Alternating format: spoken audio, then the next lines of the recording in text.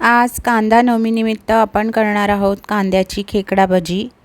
त्यासाठी मी इथे उभा चिरलेला कांदा घेतलेला आहे, ओवा घेतला आहे, डाळीचं पीठ, धने जिरे पूड, सोडा,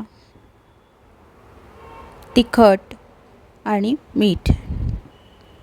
कांद्याला मी आधीच अर्धा तास मीठ लावून ठेवलं होतं। आता मी मिरची पूड घातलेली आहे, त्यात मी आता धने जिरे पूड घातलेली आहे, ओवा घातलेला आहे, त्यावर सोडा घातलेला आहे आणि आता हा सगळा मसाला मी हाताने कांद्याला व्यवस्थित लावून घेणार आहे आणि मिक्स करून घेणार आहे। आता त्यावर मी डाळीचं पीठ घालते।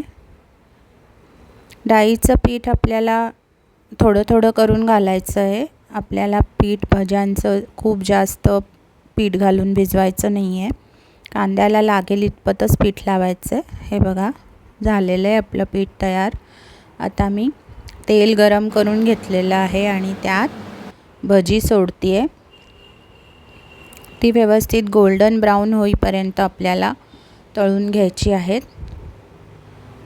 पावसाळी हवेत ही भजी खायला खूप छान लागतात आणि सर्वांना आवडतात सुद्धा। आता आपण भजी काढून घेऊया आणि नंतर आपण प्लेटिंग करूया। नंदिताज किचनच्या रेसिपीज जर तुम्हाला आवडत असतील तर चॅनलला लाईक करा, शेअर करा आणि सबस्क्राईब करा। इथे मी सॉस हिरवी मिरची बरोबर ही भजी सर्व केलेली आहेत।